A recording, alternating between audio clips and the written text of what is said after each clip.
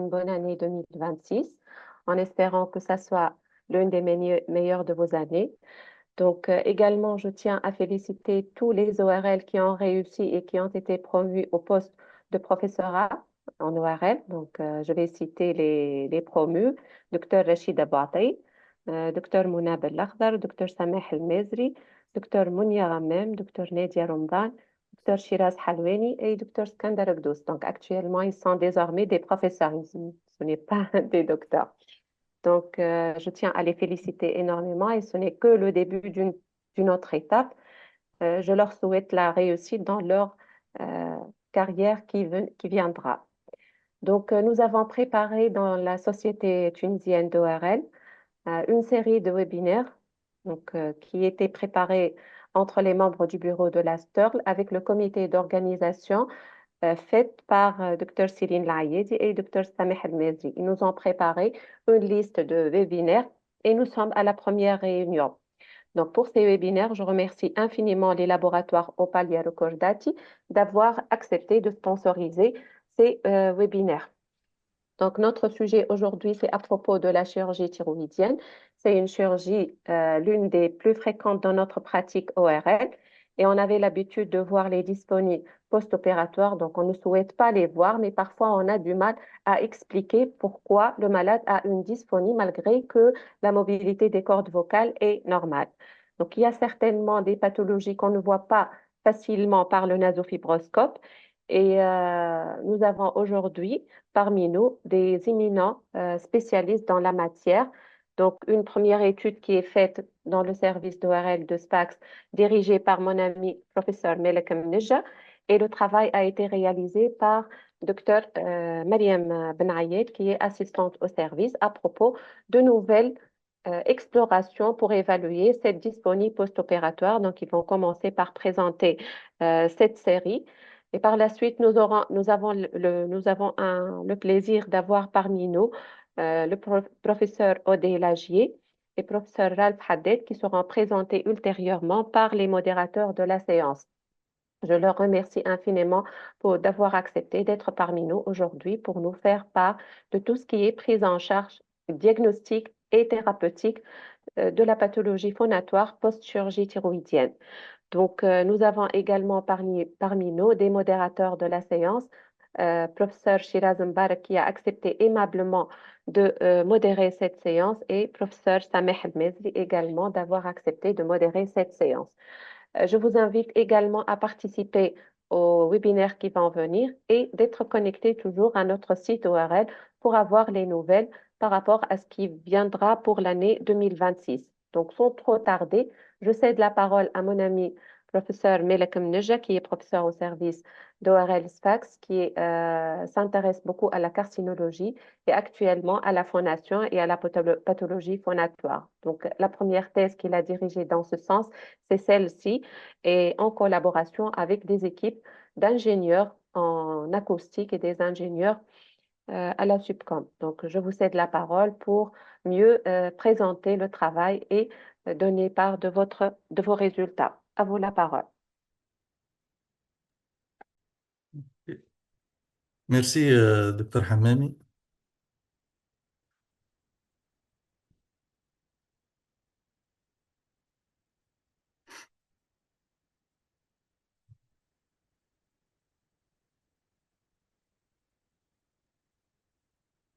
Est-ce que vous voyez la présentation, hein? Oui, on voit parfaitement la présentation. OK.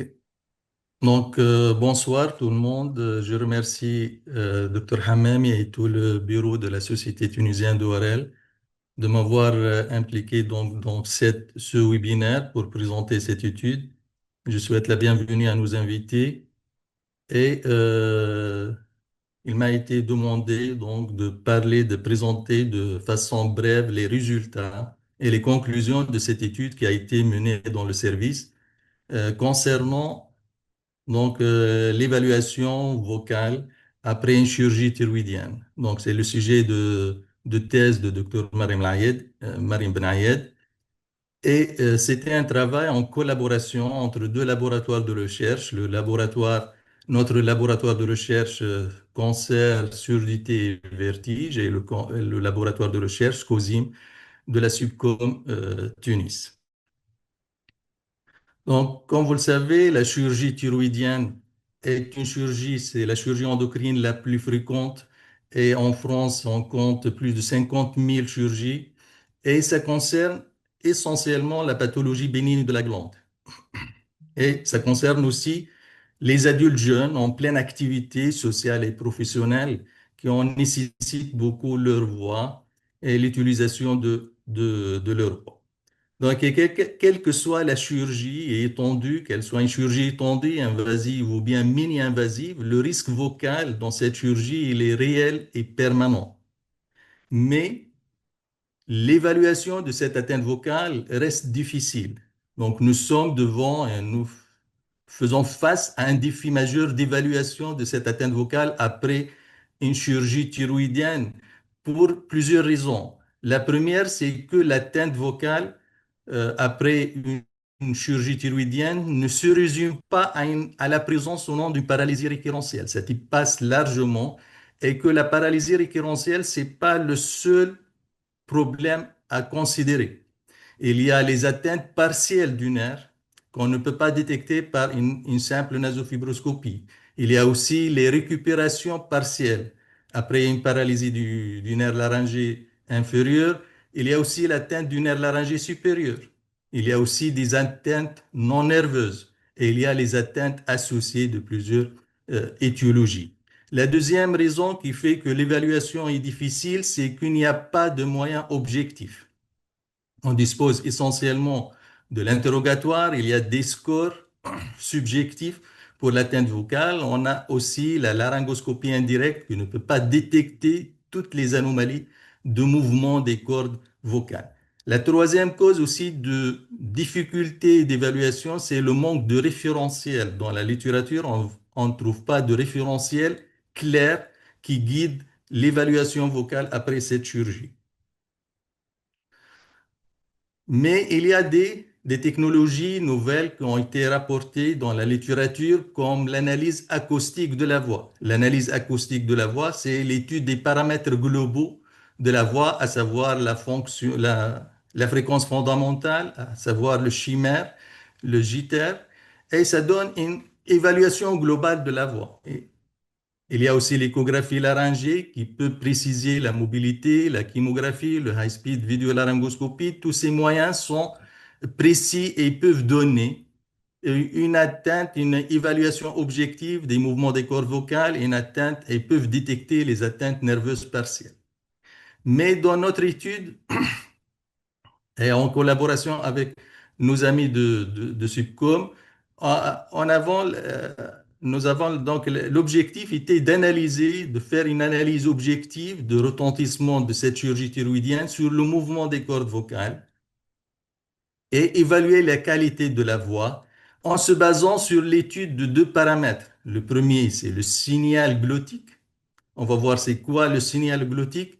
Et le deuxième paramètre, c'est l'analyse de la vidéoendoscopie de la surface glottique. Donc, deux paramètres que nous avons étudiés, l'analyse, le signal glottique et la surface glottique. Donc, c'est une étude qui a prospective, qui a duré 6 mois, et on a inclus tous les patients qui ont eu une thyroïdectomie, une chirurgie thyroïdienne avec ou sans curage ganglionnaire. Et nous n'avons pas inclus les patients avec des antécédents de chirurgie thyroïdienne ou bien des patients qui présentent une paralysie ou bien une lésion organique au niveau des cordes vocales. Le protocole était de faire une laryngoscopie indirecte avec l'optique 90 ou bien 70 associé à un enregistrement audio et vidéo de la lettre et de la voyelle I maintenue pendant 2 à 3 secondes avec un pitch confortable et ayant au moins 1 à 3 cycles complets de fermeture et d'ouverture glottique. Et cet enregistrement audio et vidéo a été fait à J-1, à J1 post-opératoire, à 1 mois et à 6 mois post-opératoire. Et la comparaison l'enregistrement de référence était l'enregistrement préopératoire pour chaque malade. Et on va faire les comparaisons des enregistrements post-opératoires avec l'enregistrement préopératoire pour chaque malade. Donc, 51 patients ont été inclus. Il y a 51% de thyroïdectomie totale et 49% de lobotomie. Et en voyant donc après en post-opératoire la symptomatologie vocale. Et on a constaté que le pic de plainte vocale était au premier mois. Un mois post-opératoire, on a 15 patients qui se plaignent d'une atteinte vocale, 4 patients de dysphonie et les autres, c'est une perte d'intensité ou bien fatigabilité de la voix. Et il y a une récupération importante à 6 mois, donc 5 patients seulement, et il s'agit d'un cas de dysphonie et 5 cas de fatigabilité de la voix. En parallèle, la laryngoscopie indirecte a montré une paralysie, 9 cas de paralysie d'une fixité de corde vocale AJ1 post-opératoire, seulement 3 cas à 1 mois, et tous les patients ont récupéré une mobilité normale à la LI à 6 mois. Et vous voyez, il y a des cas où on a à 6 mois encore des patients qui ont une atteinte vocale et la LI ne peut pas expliquer cette atteinte. Donc, on a étudié donc l'analyse, le signal glottique. Et c'est quoi le signal glottique? C'est la contribution des cordes vocales à la phonation, à la voix. C'est-à-dire la partie spécifique des cordes vocales dans la voix. Et ce paramètre n'a pas étudié à notre connaissance dans ce contexte de chirurgie thyroïdienne. Et ce qui fait l'originalité de ce travail. Donc, on a fait, à partir de cet enregistrement audio, on va extraire le signal glottique. L'extraction du signal se fait par élimination des autres composantes, de la contribution des lèvres ou bien les contributions bronchiques et respiratoires dans la phonation. On va extraire le signal glottique. Ensuite, ce signal glottique, il y aura une segmentation du signal. Il y a des descripteurs qu'on va calculer pour étudier les phases d'ouverture et la phase de fermeture. C'est-à-dire, il y a des descripteurs qu'on va calculer qui nous donnent une idée sur la qualité d'ouverture et d'autres descripteurs, ils vont décrire la qualité de fermeture des cordes vocales. Donc, ce sont des équations qui ont été faites et des calculs qui ont été faits pour chercher ces quotients donc, de fermeture, d'ouverture et de fermeture de la corde vocale, aussi l'amplitude de mouvement des cordes vocales et la vitesse de mouvement d'ouverture et de fermeture des cordes vocales. Tout ceci à partir du signal glottique, d'un enregistrement audio. Et en étudiant ces descripteurs de la phase fermeture, donc il n'y avait pas d'altération significative de la fermeture après chirurgie thyroïdienne. Donc la fermeture des cordes vocales n'a pas été affectée après une chirurgie thyroïdienne. Mais la phase d'ouverture et les descripteurs, il y avait de glottique, les descripteurs de la phase d'ouverture a montré qu'il y a une diminution de l'ouverture des cordes vocales. C'est une ouverture incomplète. Donc, ce qui a permis de déduire qu'il y avait un retentissement sur l'abduction. Et ceci à l'origine d'une altération de la qualité de la voix chez ces patients. Le deuxième paramètre qu'on a étudié, c'est la surface glottique à partir d'un enregistrement vidéo. Et après l'acquisition des données, il y a un traitement vidéo qui a été fait pour extraire un cycle glottique. Le cycle glottique d'ouverture et de fermeture qui a été transformé en des images fixes. Et à partir de ces images fixes, on a délimité la surface glottique. C'est la zone d'intérêt qui a été délimitée par un logiciel manuellement ou bien avec un logiciel aussi d'intelligence artificielle. La zone d'intérêt c'est la surface glottique. Et on parle de surface glottique maximale, c'est lors de l'abduction maximale. Et la surface glottique minimale, c'est lors de la fermeture des cordes vocales. Et en faisant les calculs et la comparaison pré- et post-opératoire, on a trouvé qu'il y a une diminution significative de la surface glottique maximale.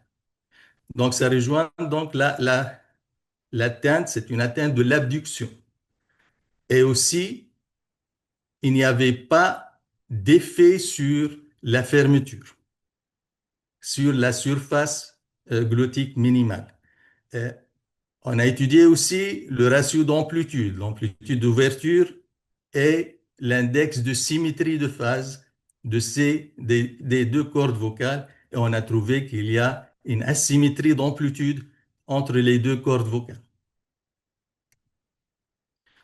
Donc, notre étude, en analysant les descripteurs audio du signal glottique et l'analyse aussi endoscopique de la surface glottique, les résultats étaient concordants entre les deux paramètres.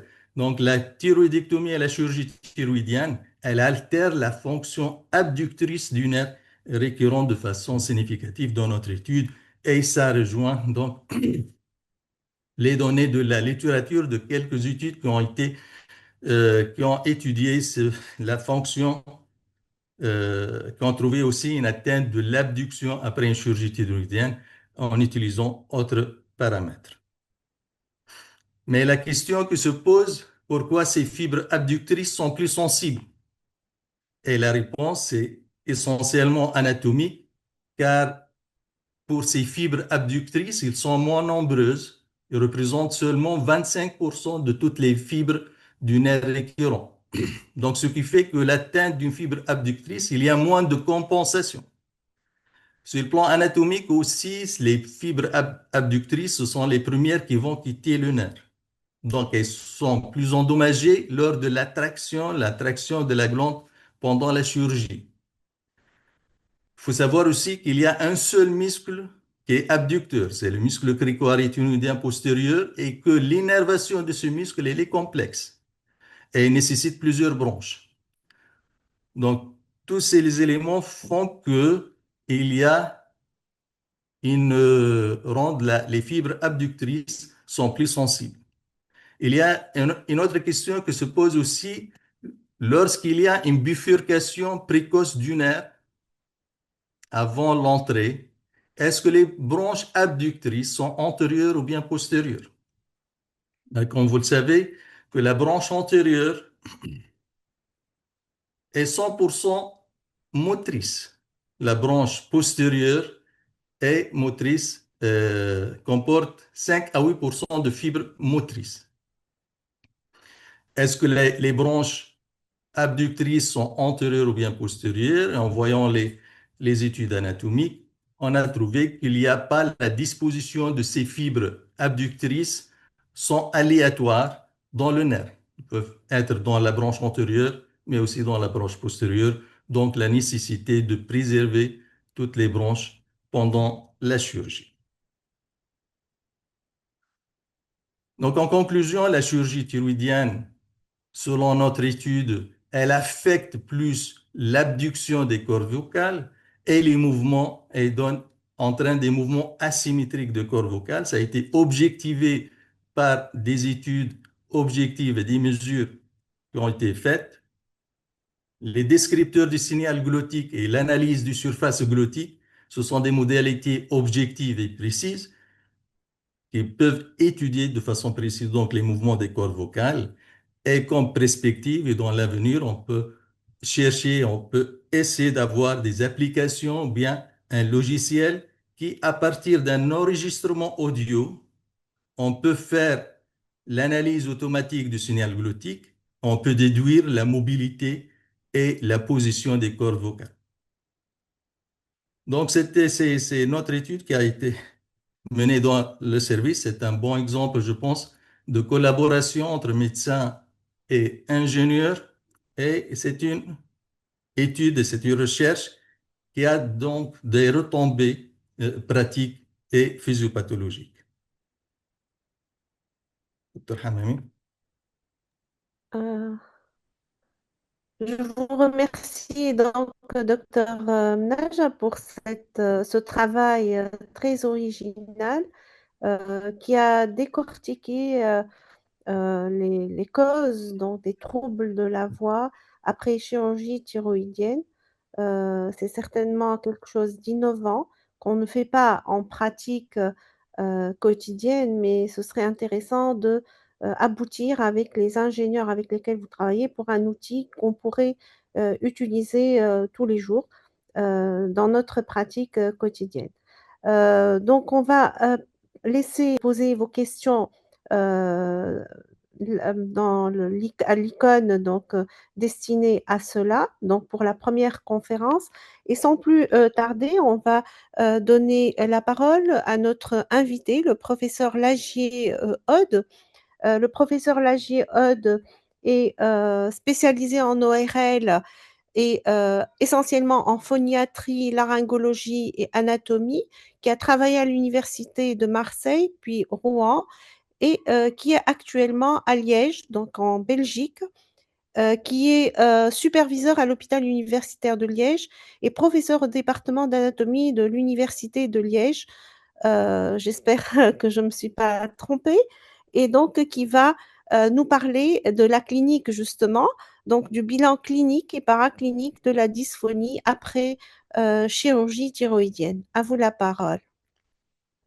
Bonsoir, merci beaucoup pour l'introduction et merci infiniment pour pour l'invitation et bravo pour cette étude qui effectivement est tout à fait prometteuse pour l'avenir et pour la prise en charge de ces patients. Je vais partager mon écran.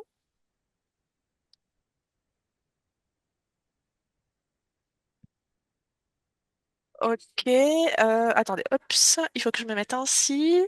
Est-ce que vous voyez bien mon diaporama? Oui, on voit très bien. Super. Donc voilà, effectivement, on va parler un petit peu plus avant de choses qui sont peut-être plus pratiques à faire, en tout cas, je l'espère. Donc, comme l'a très bien expliqué notre collègue juste avant, la thyroïdectomie, c'est une chirurgie qui a haut risque de troubles de la voix et en particulier à haut risque de lésions nerveuses en raison des rapports anatomiques très étroits qu'entretient la glande thyroïde avec les nerfs laryngés, à la fois le nerf laryngé récurrent et le nerf laryngé la branche externe du nerf laryngé supérieur, comme vous voyez ici sur sur cette figure.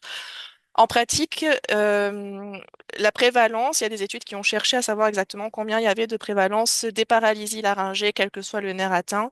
Et en fait, cette prévalence, elle est quand même estimée entre 4 et 22% dans l'ensemble des chirurgies thyroïdiennes, qu'elles soient d'ordre carcinologique ou pas.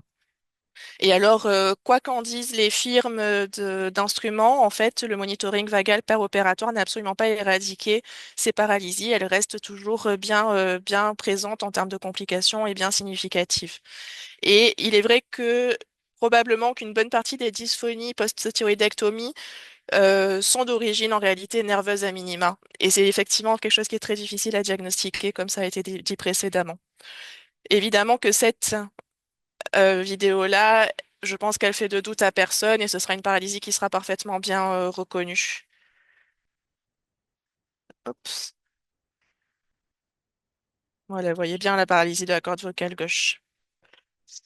Alors, que faire? Enfin, s'il existe une paralysie, bah, ça a été très bien décrit également par mon collègue juste avant. En fait, c'est pas toujours dramatique parce que la plupart des paralysies ont tendance à récupérer dans le temps. Et vous avez ici une étude de mon collègue de new-yorkaise. Je suis désolée, en fait, j'ai le petit bandeau. Voilà. Super. Donc, je disais, c'est une étude qui a été faite par une très grande équipe new-yorkaise qui, en fait, reprenait le pourcentage de chances de récupération qu'a un patient en fonction du délai auquel on le voit par rapport à l'apparition de la paralysie. Notamment ici, ce serait par rapport à à la thyroïdectomie qui a créé la paralysie. Et vous voyez qu'en fait, on a quand même de très bonnes chances de récupération au cours de la première année. Et alors, par contre, une fois qu'on a passé cette première année, ben, à partir de 15 mois, ben, finalement, il n'y a plus tellement d'espoir de récupérer. Et donc là, on peut vraiment considérer le patient comme ayant une paralysie définitive. Cette notion-là, elle est importante à garder en tête pour deux choses. D'abord parce que ben, quand on donne l'information au patient, quand on fait le premier examen post-opératoire et qu'on trouve donc il vient parce qu'il est dysphonique, éventuellement il peut plus travailler à cause de ça, on trouve une paralysie, c'est important de lui donner l'information qu'il y a quand même de bonnes chances qu'il récupère. Et du fait de cette capacité de récupération, on verra tout à l'heure que ça conditionne la prise en charge. C'est ce que vous décrira le docteur Haddad juste après moi. Alors, mon objectif ce soir, c'est de vous convaincre qu'il faut évaluer la voix. Et pourquoi est-ce qu'il faudrait évaluer la voix? Quels sont les objectifs de l'évaluation vocale? Ben, je pense que l'essentiel de l'objectif, c'est surtout une question d'imputabilité d'une parésie ou d'une paralysie à la chirurgie thyroïdienne. Pourquoi? Pourquoi c'est important de savoir si la paralysie elle est liée à la thyroïdectomie ou pas? Ben, d'abord parce que finalement, en fait, les chirurgiens qui cherchent leur paralysie, qui monitorent leurs complications, en général, sont des chirurgiens qui s'améliorent. Donc, ben, on a tous envie d'avoir des chirurgiens qui soient forts et de travailler le moins possible avec des patients dysphoniques. Et donc, ça passe vraiment par ce retour, par ce feedback systématique qu'on leur fait. La deuxième chose, elle est moins positive, pour le chirurgien en tout cas, c'est que il peut y avoir des conséquences médico-légales. Et donc, c'est important de pouvoir dire, OK, la paralysie, elle est là, ou surtout, elle était là avant. Et en fait, le chirurgien n'y est pour rien. Et puis évidemment, évaluer la voix, si il y a une dysphonie qui est présente avec une altération de la qualité de vie, bah, ça va permettre de prendre des décisions à la fois de traitement, à la fois d'évaluation de ces traitements et à la fois également, comme c'est une pathologie qui peut récupérer, bah, de surveiller cette éventuelle récupération spontanée. Alors, qu'est-ce qu'il faut faire comme exploration? En fait, je vais d'abord vous présenter les explorations qu'on fait classiquement en phoniatrie pour une dysphonie. Et puis ensuite, on se concentrera davantage sur le périopératoire de thyroïdectomie parce que, bah, voilà, ça soulève tout plein de questions. Est-ce qu'il faut un bilan systématique? Si oui, quel bilan il faut faire et quand est-ce qu'il faut le faire? Donc, commençons par le bilan d'une dysphonie, un bilan classique. C'est-à-dire que tout patient, sans avoir d'a priori sur la raison pour laquelle il est dysphonique, en fait, on les prend en charge d'un petit peu de façon, enfin, pas de la même façon, mais en tout cas, on les prend en charge de façon standardisée. Et donc, c'est toujours une évaluation qui est multimodale avec d'abord une auto-évaluation, c'est-à-dire qu'on va interroger le patient sur ses plaintes. Ensuite, on va faire une évaluation perceptive, c'est-à-dire que c'est nous qui allons juger sa voix. Puis ensuite, on fera une évaluation acoustique et plus ou moins aérodynamique, on va y revenir. Et on termine en fait par la laryngoscopie. Alors, l'auto-évaluation de la dysphonie, ça peut être une simple question. Qu'est-ce qui arrive à votre voix? Comment est votre voix aujourd'hui? Mais il y a des questionnaires qui sont faits et qui ont été validés, qui sont beaucoup plus précis et qui est beaucoup plus informatif. Ici, vous voyez, c'est le Voice Handicap Index. Donc, c'est un questionnaire qui se fait en 30 items où le patient doit cocher si le symptôme est présent, jamais, presque jamais, parfois presque toujours, toujours. Et en fonction, en fait, on grade de 0 pour jamais à toujours en grade à 4. Et donc, on a un score, vu qu'il y a 30 questions, qui est au maximum de 120 et qui est considéré comme pathologique à partir de 20. Alors, c'est un questionnaire qui est extrêmement répandu et d'ailleurs, il a été validé en langue arabe. Hop, je ne sais pas pourquoi. Que se passe-t-il maintenant? Voilà. Donc, il a été validé en langue arabe et je vous ai mis ici le texte de la version en langue arabe. Et ici, le QR code ça renvoie à l'article de validation. Il vaut mieux utiliser cette version-là que la simple traduction qu'il y aurait avec les logiciels d'intelligence artificielle, parce qu'en fait, les processus de validation nécessitent notamment une adaptation en termes de critères et de référentiels socioculturels. Donc, c'est vraiment celle-ci qui fait référence si vous souhaitez utiliser ce type de questionnaire. Ensuite, l'évaluation perceptive de la voix. Ben, l'évaluation perceptive de la voix, ça va être le plus souvent par le médecin. Quelquefois, c'est l'orthophoniste qui vous renvoie le patient qui l'aura faite. Mais en fait, vous pouvez déjà l'évaluer, la voix du patient, dès que vous l'accueillez dans votre cabinet. Bonjour, comment allez-vous? Puis vous l'écoutez et puis vous vous faites une idée de la voix. C'est ce qu'on fait tous. Simplement, l'idée ici, c'est de mettre une note selon un protocole qui permettra après de pouvoir revenir sur les notes qu'on a déjà prises. Et donc, le score le plus souvent utilisé, c'est le score GRBAS, qui a été décrit par Irirano au début des années 1980, et qui va noter en fait la voix selon différents critères. Je dirais que le critère le plus fiable et finalement le plus utile et le plus rapide à faire, c'est le critère global, c'est-à-dire qu'on va noter la qualité globale de la voix. De 0, elle est normale. À 3, c'est la voix la plus pathologique que vous pourriez imaginer. Et ensuite, les autres critères servent surtout à décrire cette voix. Est-ce qu'elle est rauque? Est-ce qu'elle est soufflée? Est-ce qu'elle est asthénique? Est-ce qu'elle est serrée? En fait, la raucité et le caractère soufflé, c'est des critères qui sont encore bien fiables et bien reproductibles d'un auditeur à l'autre. Par contre, la notion d'asthénie et de serrage est un peu plus difficile. Il y a tout plein d'autres échelles qui se développent. Je vous ai noté ici le KPI, qui est très à la mode pour le moment aux États-Unis, mais je crois que vraiment déjà, juste d'avoir un score G entre 0 et 3, ça permet déjà de bien tracer les choses et d'avoir quelque chose de rigoureux dans le dossier. Alors, il y a des limites à cette analyse perceptive parce que l'oreille humaine, même si l'analyse perceptive, c'est le gold standard pour évaluer une dysphonie, clairement, elle a ses limites et notamment, c'est bien si c'est pas le chirurgien qui a opéré de la thyroïde qui la cote parce que quand on opère quelqu'un, on a tous envie qu'il aille bien et on va avoir tendance à être plus tolérant pour des petites anomalies vocales que si on n'a pas opéré le patient. Je vous fais écouter quelques voix pour vous faire une idée. Vous allez voir qu'on retrouve assez facilement. Enfin, j'espère que vous serez tous d'accord avec moi.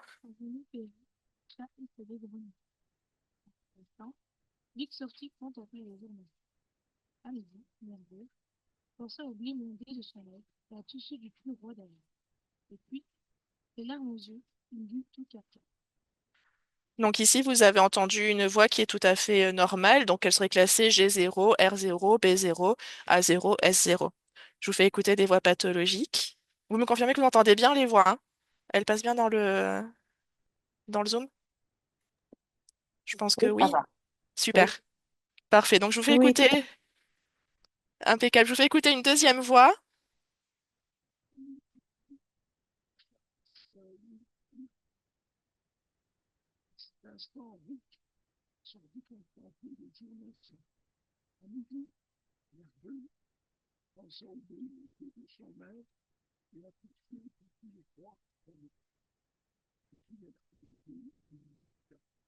Alors, je suis désolée, on a un texte qui est pas très rigolo à Liège.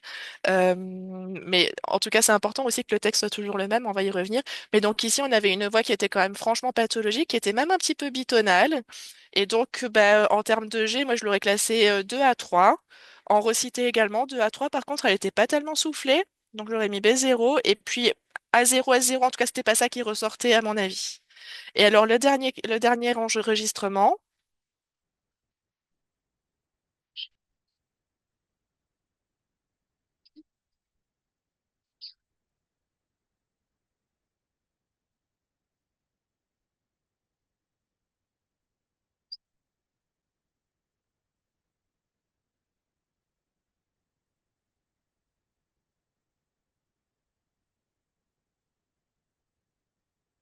Donc ici, on a entendu une voix qui est très clairement soufflée. Donc ça va, qualité globale, là de nouveau, moi je la mettrais vraiment en 3. La réussite, elle est très difficile à grader parce qu'en fait, c'est surtout le souffle qu'on entend. Mais donc elle serait en tout cas G3, B3. Euh, et ça, c'est deux patients qui avaient tous les deux des paralysies laryngées post-opératoires en fait. Alors, je vous ai parlé ensuite, donc on a fait l'auto-évaluation, on a fait l'évaluation perceptive. Maintenant, l'évaluation instrumentale. Comme je vous ai dit, c'est pas le gold standard, puisque le gold standard, c'est l'évaluation perceptive. Néanmoins, c'est important d'avoir une trace de la voix du patient. Et donc, mon conseil, c'est même si on n'a pas tout un matériel très sophistiqué, c'est d'enregistrer la voix, idéalement dans une pièce silencieuse, mais en EORL, on a forcément une cabine d'audiométrie pas très loin. Et il faut toujours essayer que le patient soit de la même position par rapport à ce qu'il enregistre. Donc, notamment toujours à la même distance, puisque sinon, plus on va rapprocher le patient de l'enregistreur, plus l'intensité va être faussement augmentée. C'est important de lui faire plusieurs tâches. Alors, ça prend pas des dizaines de minutes, hein. En moins d'une minute trente, on peut y arriver. Il faut lui demander de lire un texte, parce qu'en fait, notre qualité d'évaluation perceptive, elle se fait sur de la parole, plus que sur une voyelle tenue. Donc, il faut lui faire lire un texte, idéalement toujours le même texte, comme ça on peut comparer entre patients, puis on se fait l'oreille, et puis quand on va retourner sur les enregistrements, on pourra réellement comparer ce qui est comparable. La deuxième chose qui est vraiment super importante à mon avis et qui est très facile à faire, c'est de mesurer un temps maximal de phonation. C'est quoi? C'est qu'on demande au patient de prendre une grande inspiration et de faire une voyelle tenue pendant le plus longtemps possible, et alors nous on chronomètre. Et alors, un patient, normalement, il doit tenir en général autour de 20 secondes, mais on considère que le temps maximal de phonation est réduit quand il est en dessous de 10 secondes. Et ça, c'est un reflet de la fuite glottique. Donc, ça va être vraiment un marqueur très intéressant parce qu'il est quantitatif, il est objectif d'une pathologie vocale. Et ici, évidemment, la paralysie laryngée, qui est quand même celle qu'on cherche en priorité, et même dans les paralysies du laryngé supérieur, laryngée externe, on va avoir une altération de son temps maximal de phonation. Troisième tâche, un glissando. Vous demandez au patient de balayer de sa fréquence la plus grave à la plus aiguë. Je vous ferai grâce de m'entendre en faire un. Mais ça va pas être. Alors, évidemment qu'après, si on fait des mesures, on va mesurer la fréquence dessus, mais ça va surtout être une façon de voir son amplitude, même d'un point de vue perceptif. Pourquoi? Parce qu'en fait, les atteintes du nerf laryngé externe, le nerf laryngé externe, c'est celui qui innerve le muscle cricothyroïdien, et le muscle cricothyroïdien, c'est celui qui détermine l'élongation des cordes vocales. Donc, c'est lui qui vous permet d'aller dans les fréquences aiguës, et qui plus est, c'est lui qui vous permet de passer en voix de tête. Donc, c'est vraiment cette tâche-là qui va vous permettre de faire ce diagnostic de paralysie laryngée du nerf laryngé externe. Et la dernière chose, c'est la voix projetée. Vous demandez à votre patient d'appeler comme s'il appelait quelqu'un à l'autre bout de la pièce pour voir un petit peu ce que ça donne quand il projette sa voix. Et cette projection vocale aussi, comme le temps maximal de phonation, elle va être très vite impactée dès qu'il va y avoir une pathologie vocale qui concerne la motricité. Alors, une fois qu'on a ces mesures instrumentales, on peut faire tout plein de belles mesures, mais c'est pas forcément l'objectif, comme je vous le disais. Mais donc, quand on a un patient en phoniatrie, c'est vrai qu'on va assez rapidement aller vers des mesures instrumentales qu'on fait avec des logiciels particuliers. Et sur le atténu, on va mesurer ben, la fréquence, l'intensité, et puis des mesures d'instabilité qui vont être en fait des mesures de raucité, une traduction, si vous voulez, acoustique de la raucité. Le phonétogramme, c'est jamais que la quantification de toute la tessiture du patient en allant un petit peu plus loin, c'est-à-dire qu'on va essayer de lui faire faire le son le plus grave, le son le plus aigu, et puis à l'intensité la plus basse et la plus aiguë pour chacun dans tout son étendue vocale. Donc ça, ce sont des choses qui se prennent un petit peu plus de temps. Là, on est quand même vraiment plus du domaine de la phoniatrie. Si on a déjà fait les tâches précédentes, on est pas mal. Toujours plus du domaine de la phoniatrie, c'est l'évaluation aérodynamique. Évidemment, c'est super intéressant de faire une évaluation aérodynamique parce que c'est le vrai reflet du larynx en tant que facteur de résistance, puisque en fait, ben, là, on va avoir une pression d'air sous les cordes vocales, et puis c'est cette pression qui excite les cordes vocales pour entraîner leur entrée en vibration. Et donc, le larynx va se comporter comme une résistance, c'est-à-dire qu'on passe d'une pression sous-glottique à une pression intra-orale, et la résistance laryngée se situe entre les deux. Et ça demande quand même un matériel qui est relativement coûteux, enfin, voilà, c'est plus pour des centres plus spécialisés, et puis ça va pas forcément, en tout cas, la pression va pas forcément être un très bon indice d'une atteinte, notamment d'un défaut de fermeture glottique. Ce qui peut être un bon indice, c'est le débit d'air, puisque s'il y a une fuite glottique, le débit est augmenté en phonation, et ça peut se faire avec un spiromètre beaucoup plus simple, mais je crois pas que ça fasse partie de l'équipement d'ORL de base, en tout cas, c'est sûr. Mais donc revenons à notre pratique vraiment quotidienne. Mais en fait, vous voyez qu'avec un simple smartphone, on peut très très bien faire cet enregistrement de la voix et le garder pour plus tard si on en a besoin. Et puis alors, une fois qu'on a fait tout ça, on va passer à la laryngoscopie. Alors, la question de la stroboscopie, en fait, pas tellement. La stroboscopie, elle va pas être déterminante pour les paralysies laryngées. Elle va être déterminante justement s'il n'y a pas d'atteinte de la motricité pour rechercher une toute petite lésion, un petit œdème post-opératoire, post-intubation, une petite... voilà, c'est plus ça que va rechercher la stroboscopie. Mais clairement, avec un nasofibroscope souple, sans stroboscopie, on s'en sort très bien. C'est pas mal quand même si on peut enregistrer les vidéos, évidemment, pour pouvoir revenir dessus aussi. Mais ce qui va surtout être important, donc, il vaut mieux le faire au nasofibroscope souple parce que ce qui est important, c'est de faire plusieurs tâches en fait aux patients, justement, puisque l'objectif, c'est d'évaluer les compétences du larynx en post-thyroïdectomie, de rechercher s'il y a une atteinte nerveuse, y compris à minima. Donc, vous allez demander au patient de faire tout plein de tâches. Vous allez lui demander de respirer calmement déjà, tout simplement. Il respire calmement et vous observez s'il y a des petits mouvements spontanés contemporains de la respiration au niveau des arythénoïdes. Si l'arythénoïde est basculé, si les cordes vocales sont bien ouvertes ou pas. Ce sont ces éléments-là que vous recherchez sur la respiration calme. Et ça nécessite d'avoir un patient qui est bien compliant, bien rassuré, qui n'a pas mal. Donc, il faut une introduction atraumatique du fibroscope. Ensuite, vous allez lui faire faire une voyelle tenue qui va vous permettre d'observer l'accollement glottique, l'atrophicité des cordes vocales, une éventuelle asymétrie. Et puis, ensuite, un test qui est super intéressant, c'est de faire alterner renifler, voyelle. Donc, et, et, parce que ça donne une idée de l'amplitude des mouvements et de leur synchronisation. Et puis également, enfin, de leur synchronisation et de la rapidité. Souvent, quand on a une petite asymétrie dans la rapidité du mouvement, c'est vraisemblablement qu'il y a une atteinte nerveuse à minima, même si l'amplitude reste correcte. Et dernière chose, vous faites produire un son aigu parce que ça vous permet de tester la voix de tête. Ah mince, vous n'avez pas pu entendre les enregistrements. Ok, pardon. Oui, donc ça vous permet de tester le passage en voix de tête et donc de chercher une atteinte du nerf laryngé supérieur. Ici, deux vidéos que je voudrais vous montrer.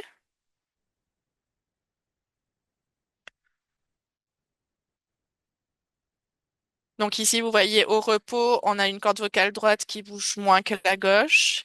Et puis en phonation, on voit qu'effectivement, cette corde vocale droite, elle est moins tonique, elle est raccourcie, la rétinoïde est en entéroptose.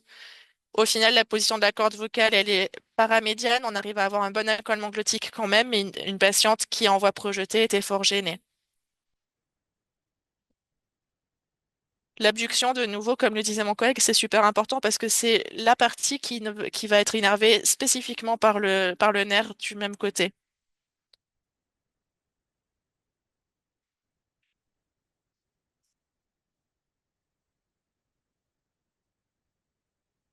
Donc, par contre, ici, vous voyez que finalement, la sirène est pas mal faite, même si on est d'accord, la voix reste fort éraillée dans les aigus. Et donc, c'est bien une paralysie laryngée récurrentielle droite. Ici, une autre patiente qui se présente un peu différemment. Regardez bien. La rétinoïde est en bonne position. La mobilité elle-même est bonne, mais par contre, vous voyez ce larynx là qui tire un petit peu de ce côté-là. Un petit peu de salive dans le sinus piriforme ici. Et dans l'étirement, cette corde-ci qui est bien tonique et celle-ci qui l'est beaucoup moins avec une compensation par la bande ventriculaire. Ça, c'était une atteinte du nerf laryngé supérieur, confirmée par électromyographie. On va revenir tout à l'heure sur la question de l'électromyographie. Alors, ça, c'est le bilan qu'il faut faire maintenant. La question de l'imputabilité, elle pose quand même question parce que finalement, si on veut être certain que l'atteinte est liée à la chirurgie, bah, ça suppose qu'on puisse avoir un comparatif parce que qui dit que les atteintes, elles n'étaient pas préexistantes?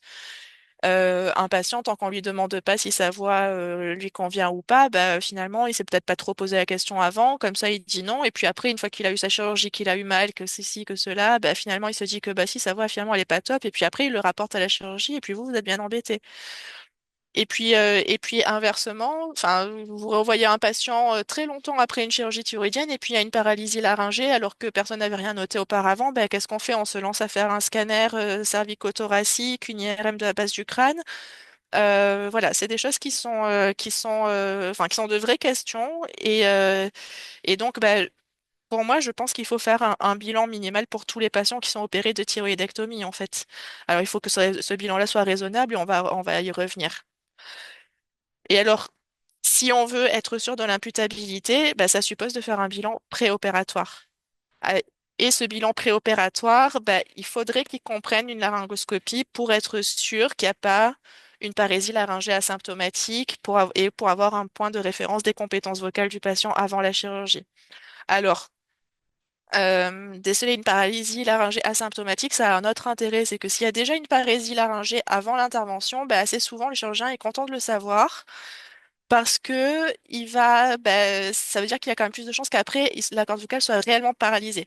Donc c'est vraiment une information qui est précieuse pour eux à avoir avant le geste.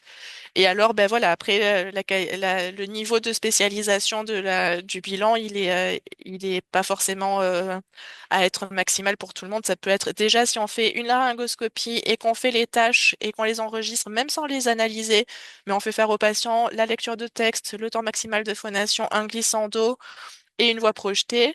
On a déjà beaucoup d'informations au cas où, après l'intervention, il y ait des soucis. En post-opératoire, par contre, finalement, on n'a pas besoin d'aller très très loin dans le bilan. En tout cas, la laryngoscopie, pour moi, elle n'est pas forcément strictement indispensable. Si on fait bien une évaluation perceptive, qu'on referait l'enregistrement de la voix, que le temps maximal de phonation n'est pas perturbé par rapport au préopératoire, qu'on a des glissandos enregistrés qui sont superposables à ceux du préopératoire et qu'on a une qualité perceptive de la voix sur le texte lu qui est superposable au préopératoire. Dans ce cas-là, pour moi, on n'a pas forcément besoin de refaire une laryngoscopie. Par contre, si le moindre de ces critères-là est détérioré, à ce moment-là, bah, il faut vraiment être complet et il faut vraiment faire la laryngoscopie. Et alors ça peut très bien s'imaginer en télémédecine, par exemple, d'avoir le patient au téléphone. Alors, quand est-ce qu'il faut faire ce bilan post-opératoire? Idéalement, c'est quand même au plus tôt dans les 10 à 15 jours après la chirurgie thyroïdienne pour laisser passer en fait tous les premiers symptômes du mal de gorge, de l'œdème post-intubation parce que l'anesthésiste n'est pas forcément le plus délicat du monde, le reflux parce que le patient était super stressé au moment de sa chirurgie. Enfin, tout ça, c'est des choses qu'il faut laisser se tasser en fait. Et donc, c'est important de faire ce premier bilan à quelques jours de l'intervention. Et d'ailleurs, en fait, c'était une question que je voulais poser à notre collègue tout à l'heure, c'est qu'en fait, on avait fait à Marseille une étude il y a fort longtemps où en fait, on avait mesuré le temps maximal de phonation à J1 des thyroïdectomies. Et en fait, ceux qui avaient une paralysie laryngée, ils n'étaient pas forcément plus mauvais que les autres parce qu'en fait, tout était brouillé par le fait qu'on était en post-op, en fait, très très précoce. Donc, et alors après, par contre, voilà, si on confirme l'anomalie, là, on va mettre en place la prise en charge thérapeutique, on va surveiller la prise en charge thérapeutique, et là, c'est vrai qu'on rentre dans une prise en charge fonctionnelle dédiée, donc on va plutôt privilégier des bilans maximaux qu'on va réaliser. Donc, soit on se place dans une idée que ça va récupérer, et alors on va faire une surveillance, un monitoring à 1 mois, 3 mois, 6 mois, 12 mois. En tout cas, c'est ce que je proposerai. Ça peut être un peu plus, un peu moins en fonction de la demande du patient. Ou alors on arrête évidemment dès qu'il a récupéré spontanément sa qualité de mouvement. Par contre, même s'il récupère sa voix mais que ça bouge pas, ça mérite de les surveiller jusqu'à la fin de la première année. Parce que imaginons que ce patient-là, il faille qu'il soit opéré de la carotide contralatérale dans 10 ans, c'est important de pouvoir dire au chirurgien de la carotide, attention, là, l'autre côté est déjà paralysé, faites gaffe aux nerfs vagues du côté controlate. Et puis évidemment, après, c'est aussi la surveillance du traitement proposé. Alors, l'EMG, est-ce qu'il faut le faire ou est-ce qu'il faut pas le faire? C'est une grande question, c'est très débattu. Alors, on avait fait en 2022 des recommandations avec la Société française d'ORL sur les paralysies laryngées unilatérales. Elles sont disponibles sur le site de la SFORL. Et alors, à cette occasion-là, on avait fait une revue de littérature assez extensive. Et ce qu'on en a conclu à tout un groupe d'experts, c'est que c'est pas recommandé de faire un EMG laryngé pour tous les cas de paralysie laryngée, heureusement, sinon on s'en sortirait pas. Surtout parce que finalement l'interprétation des résultats d'électromyographie, ils sont très difficiles. On n'a pas toujours ces tracés magnifiques comme je vous ai mis en bas en illustration. Et en fait, il faut toujours interpréter ces résultats en fonction du début de la paralysie. Et donc, en fait, idéalement, si on veut avoir une idée de pronostic, il faut que l'EMG soit fait entre 4 semaines et 4 mois par rapport à la thyroïdectomie à laquelle on impute la paralysie laryngée. Maintenant, quand on a un trouble de la voix et qu'on ne sait pas trop d'où ça vient, moi, j'aime quand même encore bien faire les cricothyroïdiens pour être sûr de ne pas passer à côté d'une atteinte du nerf laryngé externe. D'abord, les muscles cricothyroïdiens, ils sont juste sous la peau, donc c'est pas douloureux, c'est pas embêtant, etc. Et parce que ça permet quand même de dire aux patients, écoutez, non, vous n'avez pas une dysphonie dysfonctionnelle. Oui, il faut faire la rééducation, on va essayer de gagner un maximum, mais potentiellement, si le nerf ne récupère pas, l'espoir que votre voix redevienne strictement comme avant, il est relativement faible. Par contre, le MG dans les paralysies laryngées, en fait, les grosses équipes qui en font beaucoup, ce qu'elle montre, c'est que c'est très utile, mais alors il faut tester tous les muscles intrinsèques du larynx, c'est-à-dire faire des deux côtés, le thyroïdénoïdien et le cricoaténoïdien postérieur. Et j'avoue que moi, les patients, une fois que j'ai fait un thyroïdénoïdien, ils sont d'accord pour faire le deuxième éventuellement, mais le CAP, en général, ils me laissent jamais faire le deuxième, parce qu'il est beaucoup plus profond, beaucoup plus difficile à trouver. Donc finalement, enfin voilà, on se retrouve quand même avec des patients qui sont pas forcément très preneurs d'un examen qui de toute façon va pas radicalement changer leur prise en charge. Donc pour terminer, le risque de dysphonie post-opératoire il est significatif et les atteintes nerveuses à bas bruit sont beaucoup plus nombreuses que ce que l'on pense, mais elles sont très difficiles à diagnostiquer. C'est très important de faire un examen préopératoire qui servira de référence, même si on n'en traite pas toutes les données, d'avoir un enregistrement, c'est important. Et finalement, cet enregistrement-là, ce monitoring-là, il est beaucoup plus important finalement que le post-opératoire, où l'examen post-opératoire, lui, par contre, il peut tout à fait être fort limité s'il n'y a pas de dégradation vocale. Et je vous remercie pour votre attention.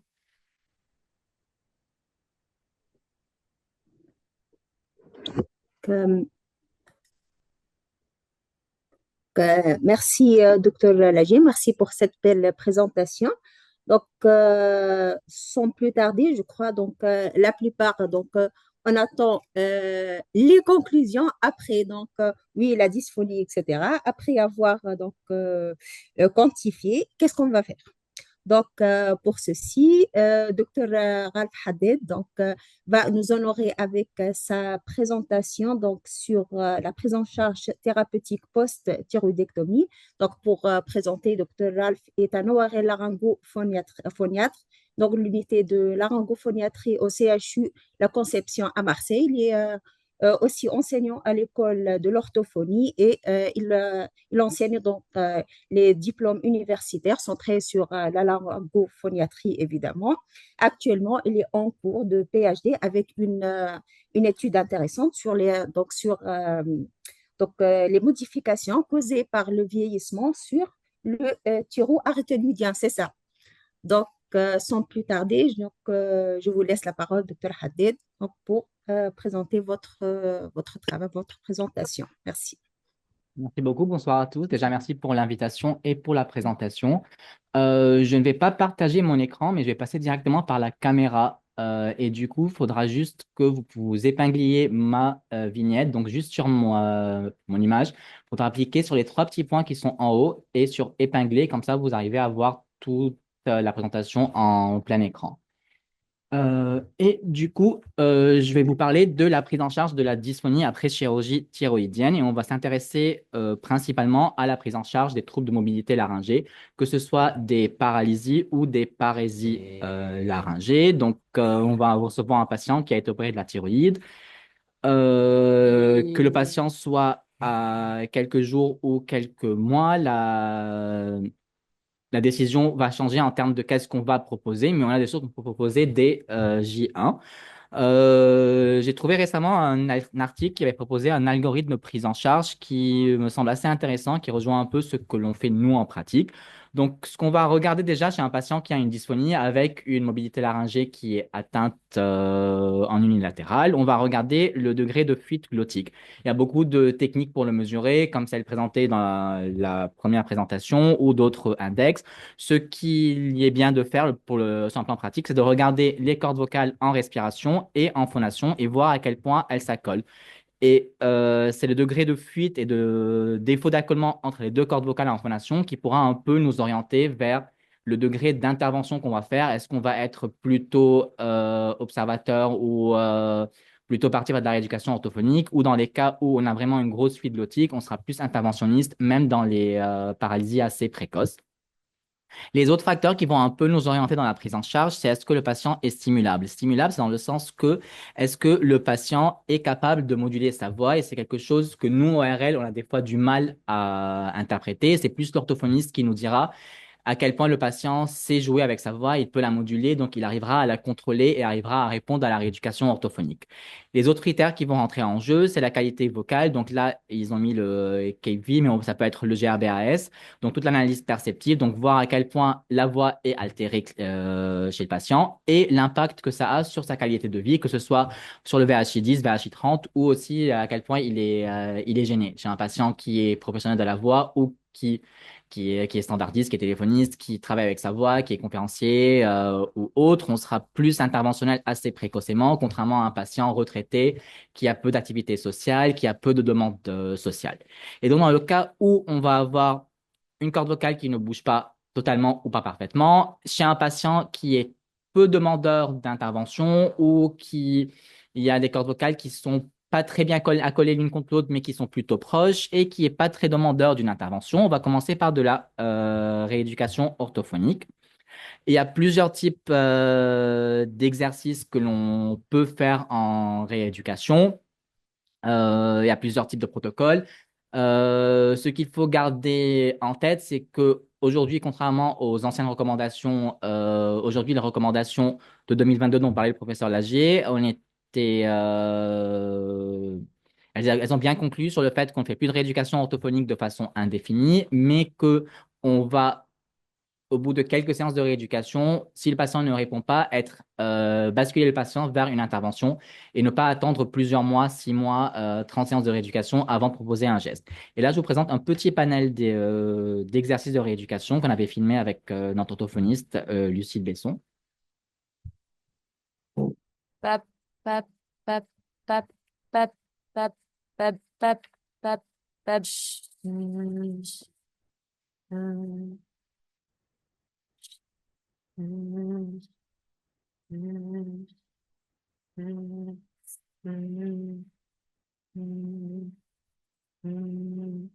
Ah, ah, ah, ah, ah, ah, ah, ah. Quoi? Ah, ah, ah, ah, ah, ah, ah, ah, ah.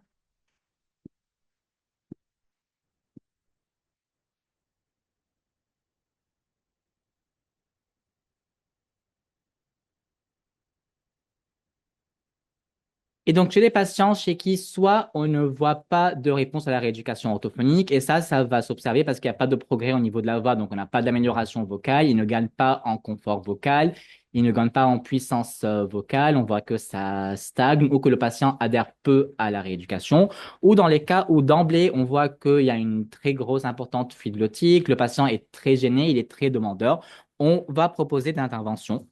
Dans les procédures, l'intervention que l'on va proposer en première intention, même en post-thyroïdectomie assez récente, même si on sait que le nerf n'a pas été sectionné et donc il y a des fortes chances de récupération. Si le patient est gêné, on va proposer des gestes de médialisation par injection volumatrice.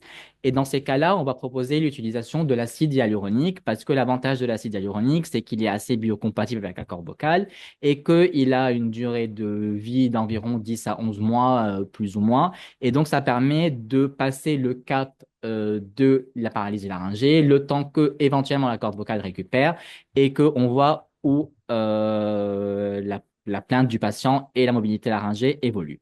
Donc, il y a plusieurs techniques d'injection. La technique la plus simple à nos yeux qu'on utilise facilement à Marseille, c'est les injections par voie transnasale en vidéo-endoscopie interventionnelle laryngée. Donc, on va revenir un peu sur chacune des étapes de cette intervention. Donc, on va anesthésier le larynx du patient. Ici, on utilise à Marseille de la lidocaïne colorée en bleu de méthylène parce que ça nous permet de voir où le produit coule et de limiter de mettre du produit dans la trachée, donc on évite que le patient tousse, et on essaie d'éviter de mettre beaucoup de produits dans le pharynx, donc il y a moins d'accumulation de salive, et on anesthésie progressivement le larynx jusqu'à arriver à toucher la corde vocale. Une fois le larynx est anesthésié, on va, à travers le cathéter d'injection, piquer dans la corde vocale et injecter l'acide hyaluronique pour avoir une médialisation de la corde vocale. Le point de ponction, ça va être au niveau du muscle thyroïde-éthanoïdien et on va injecter un volume qui va être variable dépendamment du degré de fuite glottique. Sachant que ça peut partir de 0,1 ml, 0,2 ml à 1,1, 1,2 ou voire plus selon les cas de fuite. Le but, c'est d'avoir une modification de l'aspect de la corde vocale et d'avoir un accolement glottique qui est en fin d'intervention qui est correct, sachant que c'est un peu comme un vaccin en fait. Lorsqu'on pique la corde vocale, au début, elle est un peu indurée le temps que le produit prenne sa place, que la corde vocale s'assouplisse. Donc, il faut compter quelques jours de dysphonie et au bout de quelques jours, la voix récupère. Donc, sur un plan pratique, pour faire ce geste-là, il y a quelques étapes qui nous semblent indispensables. C'est déjà d'avoir un patient calme et détendu. Certes, ce n'est pas tout patient chez qui on peut proposer ces gestes-là. C'est des patients qui doivent tolérer la fibroscopie et doivent être plutôt partants pour un geste sur anesthésie locale. Des choses qu'on peut faire en plus pour que le patient soit plus détendu, c'est travailler avec l'orthophoniste, faire des séances de relaxation, de sophrologie, pour calmer le patient et l'aider à être plus serein pendant le geste. On peut aussi s'aider de masques, de casques de réalité virtuelle qui permettent aussi de déconnecter le patient et de le rendre plus apte à avoir un geste en anesthésie locale. Et sinon, une des choses les plus faciles, c'est des applications comme l'application Respirelax, qui est une application disponible sur les téléphones et de façon gratuite, et qui permet de faire des exercices de cohérence cardiaque pour que le patient un peu arrive à gérer sa respiration avant l'intervention. Donc là, j'avais fait une capture d'écran de mon téléphone, donc elle est un peu hachée la vidéo, mais en fait, le patient va un peu essayer de calibrer sa respiration sur la bulle.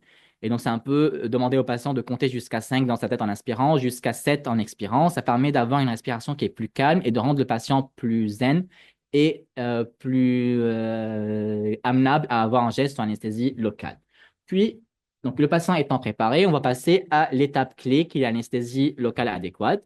On va faire de l'anesthésie au niveau du nez par un spray de lidocaïne 5%. On va pulvériser dans les deux fosses nasales pour que le fibroscope à canal opérateur, qui a un calibre un peu plus gros que le fibroscope classique, puisse passer plus facilement. Des fois, dans certains cas, on va mécher à la xylocaïne nafazolinée ou utiliser des vasodilatateurs pour que le passage du nez se passe facilement. Chez les patients qui ont un réflexe nauséeux important, on peut utiliser de l'atropine à 1%. On met 2 gouttes en sublingual, ça peut réduire le réflexe nauséeux, mais il faut être sûr qu'il n'y a pas de contre-indication type glaucome ou rétention urinaire chez les hommes. Donc après, une fois le nez anesthésié, on rentre le fibroscope et nous, comme je vous disais, on utilise l'anesthésie au bleu de méthylène. On commence progressivement par l'épiglotte parce qu'on sait qu'on va frotter dessus et ça peut déclencher des réflexes nauséeux, des déglutitions et une gêne pour le patient. Et on va descendre progressivement du haut vers le bas. C'est mieux d'instiller l'anesthésiant par le cathéter et non pas directement dans le canal opérateur parce que sinon on met directement dans le canal opérateur, ça fait un gros flash de volume et le patient sent qu'il s'inonde, alors que là on va descendre goutte à goutte. Et comme je disais avant, on descend progressivement sur le repli, puis sur la bande ventriculaire, puis sur la corde vocale. Et on arrive à savoir que c'est bien anesthésié lorsque le patient ne déglutit pas, lorsqu'on touche la corde vocale et qu'on arrive à bien la toucher.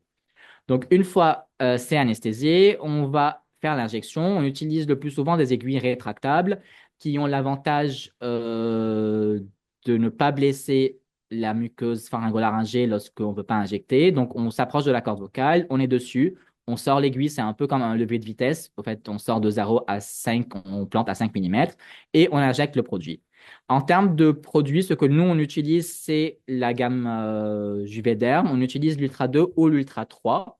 Les deux ont une viscosité qui est plutôt similaire, mais qui a l'avantage de passer dans les aiguilles, sachant que les produits plus épais ne vont pas passer dans les aiguilles du canal opérateur. La différence entre Ultra 2 et Ultra 3, c'est que l'Ultra 2, c'est des seringues de 0,65 ml, alors que l'Ultra 3, c'est des seringues de 1. Et comme il y a à peu près 0,25 à 0,3 ml d'espace mort dans l'aiguille, c'est peut-être plus simple d'avoir l'Ultra 3 parce que ça permet de purger l'aiguille et d'avoir toujours 0,7 ml qui reste. Et 0,7 ml, c'est souvent le volume qu'on utilise assez couramment dans les médialisations, donc ça peut être une bonne alternative. Quelques trucs et astuces pour l'intervention. Donc, dans certains cas, on ne voit pas très bien les cordes vocales, donc on peut s'aider par la modification de la position de la tête. Donc, on demande au patient d'avancer le menton. Donc, c'est un peu comme la position de Jackson au bloc. Et on voit mieux les cordes vocales. Les autres choses qu'on peut faire, c'est de demander au patient de tourner sa tête. Dans certains cas, soit vers le côté paralysé ou l'autre côté, on arrive à mieux dégager la corde vocale. Ou on peut aussi tourner l'endoscope dans la main ou certains endoscopes où l'image peut, en fait, on peut le tourner à lui totalement et inverser l'image sur l'écran. Donc, c'est un peu des astuces de fibroscope. Mais ça permet, en jouant avec la tête du patient et le fibroscope, d'avoir une corde vocale qui se voit très bien. Et donc, ça permet de passer de ça. Encore. D'accord. Le plus longtemps que vous pouvez. Une bonne fluide gothique, une voix qui est très faible, qui est assez soufflée. Ça, bien.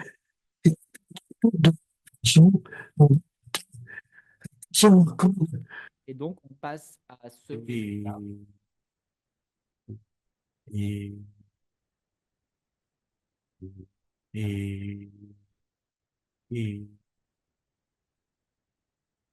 Monsieur Seguin n'avait jamais eu de bonheur avec ses chèvres. Il les perdait toutes de la même façon.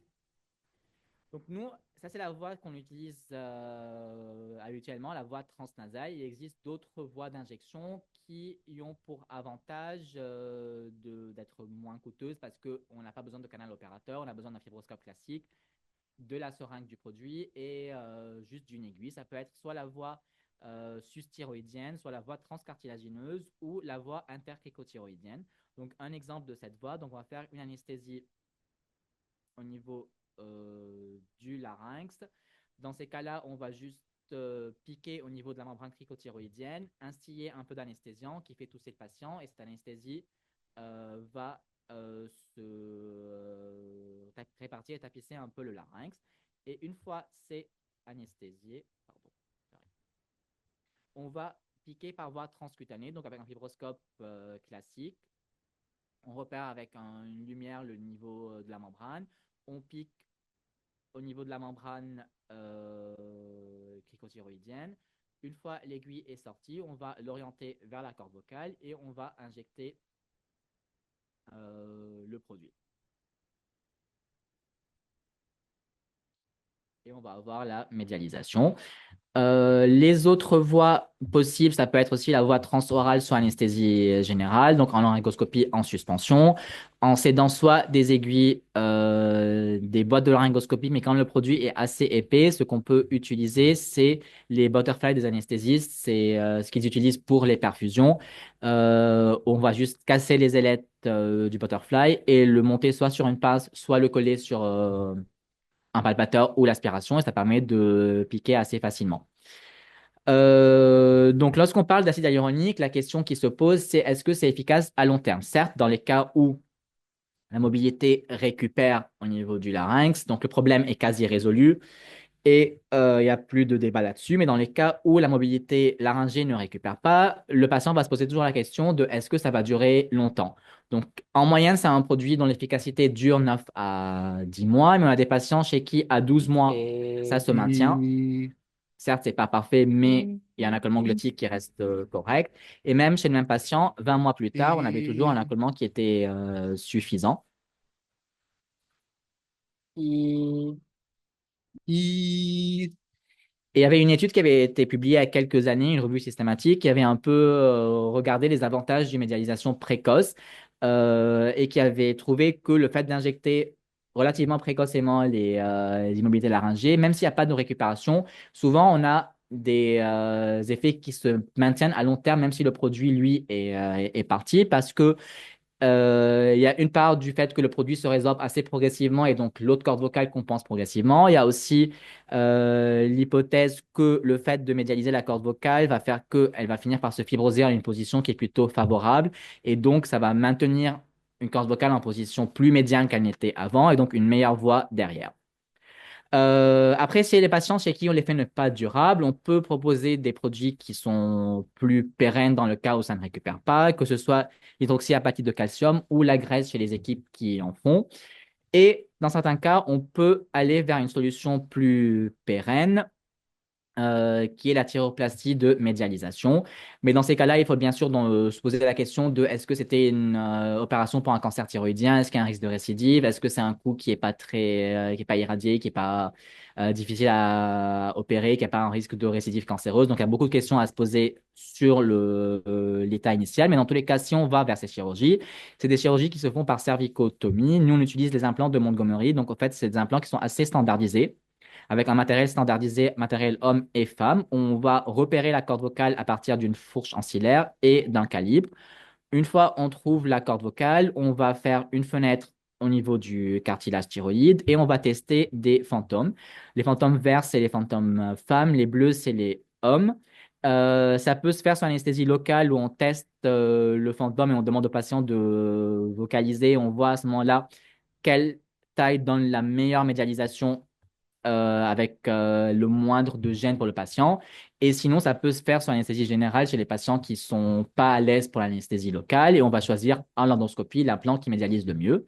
Et après, les implants, ça se clip sur le cartilage. Donc, une fois il est choisi, on rentre la flange postérieure et on fait rentrer l'antérieur et ça se met entre les deux bords du cartilage thyroïde avec l'avantage d'avoir un effet pérenne et donc ne pas avoir à refaire des médialisations selon les différents types de produits.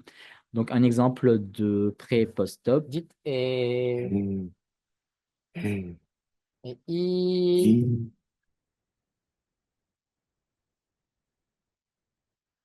Monsieur Seguin n'avait jamais eu de bonheur avec ses chèvres.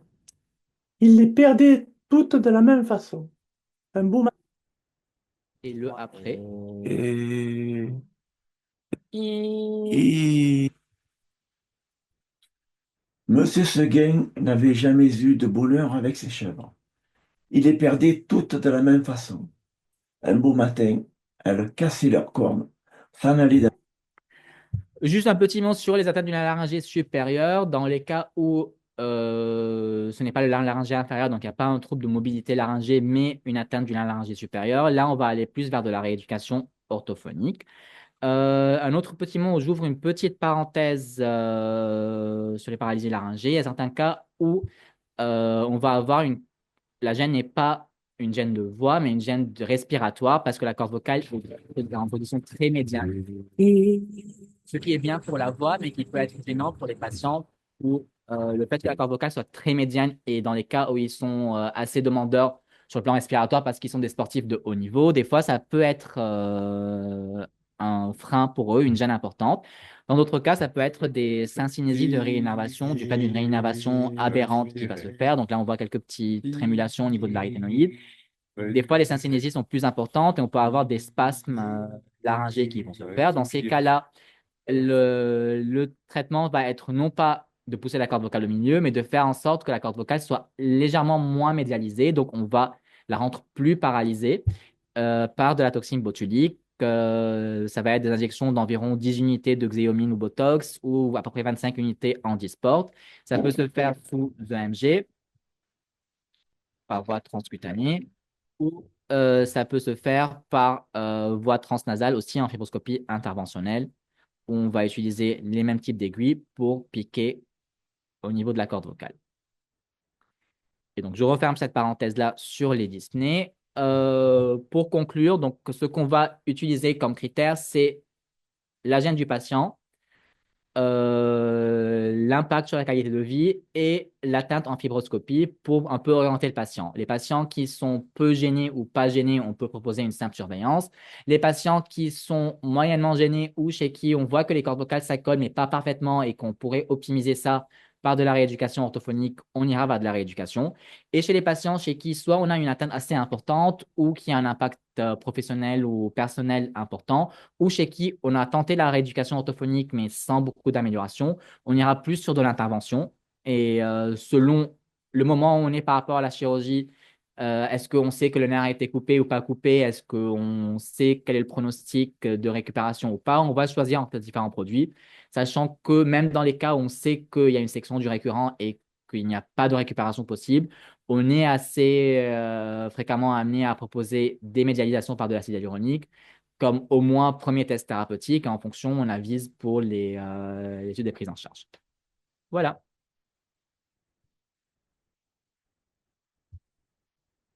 Je vous remercie pour cet excellent exposé avec un algorithme précis et pour la prise en charge des patients qui présentent une dysphonie post-opératoire.